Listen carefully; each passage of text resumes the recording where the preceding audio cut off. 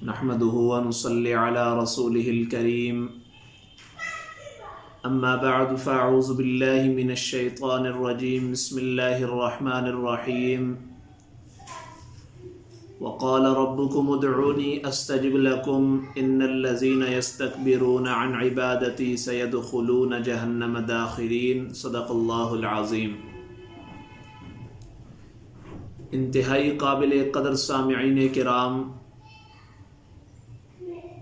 آج کی ہماری گفتگو دعا کی قبولیت کی شرائط کے متعلق ہوگی۔ کون سی ایسی شرائط ہیں جن کے پائے جانے کی وجہ سے ہماری دعا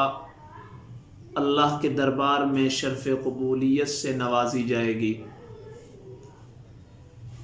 تو دعا کی قبولیت کے لیے سب سے پہلی اور اہم شرط یہ ہے کہ دعا صرف اللہ سے مانگی جائے،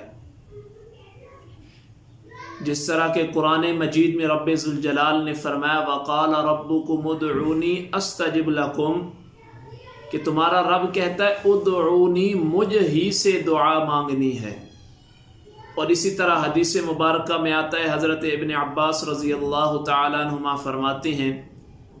کہ آپ علیہ الصلاۃ والسلام نے ایک مرتبہ مجھے مخاطب کر کے فرمایا اذا سألت فاسأل اللہ، کہ جب بھی تو کسی چیز کے بارے میں سوال کرے تو اللہ سے سوال کیا کر،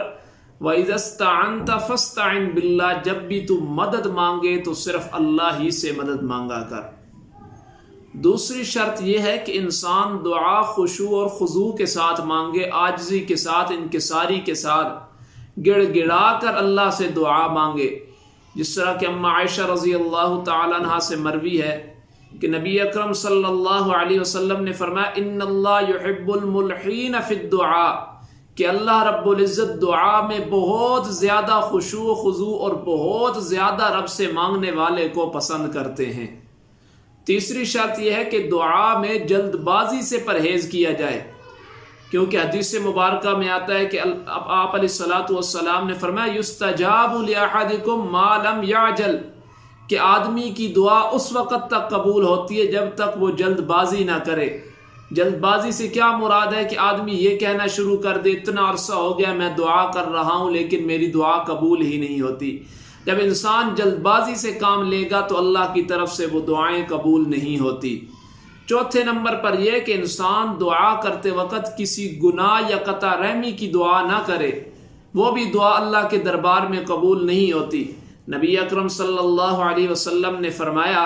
کہ انسان کی دعا اس وقت تک قبول ہوتی رہتی ہے جب تک وہ کسی گناہ یا قطع رحمی کی دعا نہ مانگے۔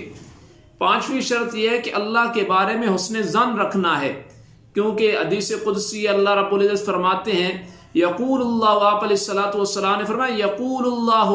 اللہ رب العزت فرماتے انا عند عبد ظنی بیدی، انا عند ظن عبدی بی، میں اپنے بندے کے گمان کے مطابق اس کے ساتھ معاملہ کرتا ہوں۔ انا عند ظن عبدی بی، جس طرح بندے کا میرے بارے گمان ہوتا ہے میں اسی طرح اس کے ساتھ معاملہ کرتا ہوں۔ تو اللہ کے بارے میں ہم نے حسن ظن رکھتے ہوئے دعا کرنی ہے کہ اللہ ضرور اس دعا کو قبول فرمائیں گے۔